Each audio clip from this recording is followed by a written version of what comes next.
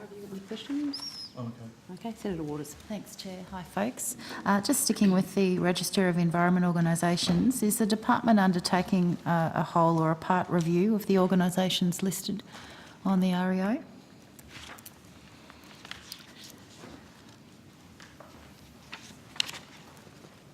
We, I guess, are always considering the list. As far as I'm aware, we're not taking a specific review at this stage. No. Okay. So you haven't been asked to do so? I'd need to take that on notice to be sure, but I'm not aware that we have. Okay. Thanks for taking that on notice. How many organisations currently on the register are under investigation, including any review of their DGR status?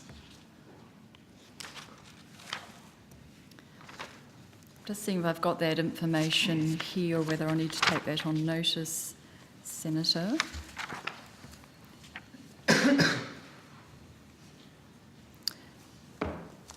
I'll need to take that on notice, but happy to do that, Senator. Okay, thank you. Has there been any discussion between the department and the ATO regarding the current register with a view to reviewing it in any fashion? We have been in discussions relating to scope for streamlining how we undertake this area, but any other matters would be under consideration by the government. Could you say that again? Scope for streamlining? I just didn't catch you there. I think there have been some discussions, Senator, in relation to the government's red tape reduction agenda, having a look at whether there are some means to simplify aspects of this, not just potentially from a government or departmental perspective, but from an applicant and recipient perspective. That's right. Just in terms of efficiency under the streamlining and red tape agenda, we would be looking at this area as we are at any other area under the portfolio audit that we're undertaking. So any discussions have been in relation to that matter, Senator. Okay, so what are the steps that you're taking in relation to that specific review of how the register operates as it pertains to the tax office? Well, again, as we are with any other area under the portfolio audit of regulation, we're looking at how the processes are managed currently to see if there's any way to improve efficiencies and reduce burden on stakeholders through achieving the same result but more streamlined approaches. Is there a time frame on that specifically? No, there isn't currently, except that the audit overall for the portfolio will be reporting later this year. Okay. I'd caution against the use of the term review in these instances, Senator. It has connotations of some sort of comprehensive or external or otherwise undertaking that leads to reports and so on. I think much of this work is, shall we say, perhaps more of a desktop nature of officials using their expertise to look for opportunities for savings or compliance reductions. It's a small R review, not a capital R review. Indeed, Secretary. Okay, thank you. Is there any work being done to discontinue DGR status for environmental charities? No, not in that regard, no. Great. I just want to move quickly now to the one in, one out regulatory burden policy that we touched on last estimates, and you'd given me some initial responses at that stage, given that it was just the start of a new approach. I want to follow up to see how you're implementing that policy. Is this an issue that you address as each new policy proposal comes forward? Just in general, when as policy proposals that have regulatory implications come forward, there's a compliance or burden costing done with those proposals.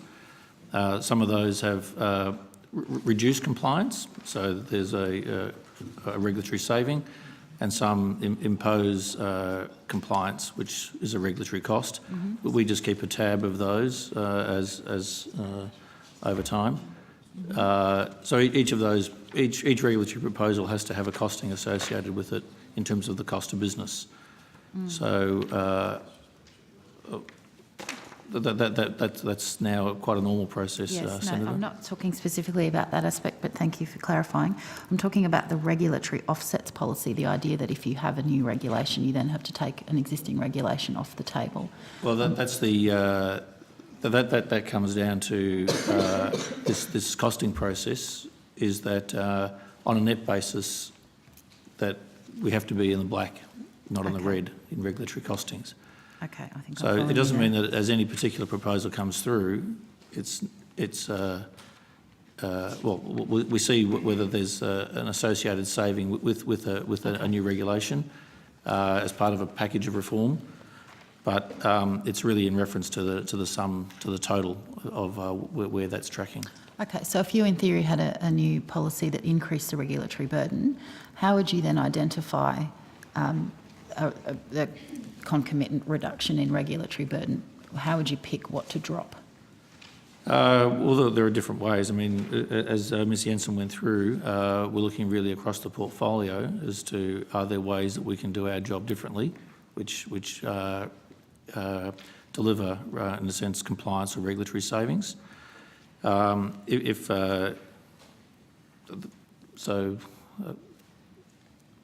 But ultimately it comes would down there need to be some kind of policy nexus between one that was dropped in relation to one that was taken on? That's certainly where you start. So if there's an area or a group of people who are regulated, party regulated, then you look, is there a regulatory offset for that particular group or party?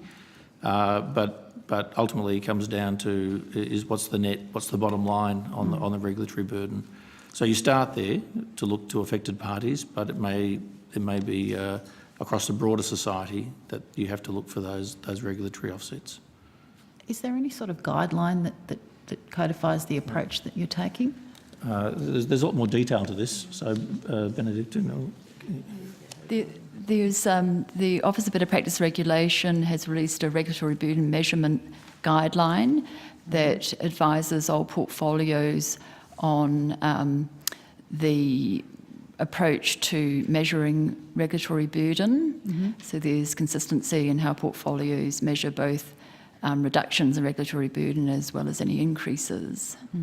I think it's important to remember that all of this still requires portfolios, when they're looking at any policy, to apply the general principles of good policy analysis, so that you look at both the benefits and costs of the policy in question. But what it does allow is to have a rigorous approach to assessing what the impacts are on business and other stakeholders of government business, and looking at opportunities to streamline and reduce unnecessary burden that's created by obsolete or inefficient approaches to. Is the environment considered a stakeholder in that calculation, or just industry? Well, the regulatory burden measurement looks at impact on community stakeholders, not on government. However, we're always alert to potential for efficiencies in the way that government conducts its own business as well. So as the Environment Department, when you're weighing up whether to drop a piece of regulation that presumably protects the environment, are you saying you don't consider the environmental impacts? No, not at all, Senator. Environmental impacts are crucial and at the heart of what we do in terms of providing our advice and how we go about our job. Okay, you haven't mentioned that to date when I've been asking about the various criteria that you employ. Well, the aim in all of this is to protect and ensure a healthy environment. So that's the key objective, is what we're focusing on, the outcome, our environmental outcomes. The thing is, how do you go about the different forms, different instruments that governments have and the public has to influence that, be that regulation, be that grants or procurement, be that through the operations like our parks and other operations. So it's really how are those instruments most effective at delivering the environment outcomes that the public want, and also efficient in terms of delivering those outcomes. Okay, so is there some kind of guideline that your department, not the OBPR guidelines that apply to everyone, but specific departmental guideline for the one in, one out regulatory burden policy? Or is it just... No, that's a general government policy. The one in, one out. The one in, one out is a general government policy. So there's no specific departmental guidelines on how to implement that? Well, Senator, the Office of Deregulation provides guidance and support throughout the portfolio to ensure that line areas are aware of the government's overall regulatory burden measurement approach and to provide any assistance they require on costing methodologies. And also to reinforce the points that the Secretary has made, that overall the aim is to maintain or improve environmental outcomes whilst removing unnecessary burden on stakeholders. So is the environment mentioned in those guidelines? Yes, and it's just in terms of the way we go about things, it's how to ensure environmental outcomes, healthy, strong environmental outcomes, but the focus is alternatively on what are the most effective and efficient instruments to achieve those outcomes. Just one final quick follow-up. So if you wanted to increase protection for a particular species, would you need to identify protection to be reduced somewhere else? No, not protection of the environment. It's how we go about our business of achieving and delivering environmental outcomes or supporting decision-making around that with a view to the regulatory and compliance burden, not to reducing the environmental protection offered. Right. Thank you very much.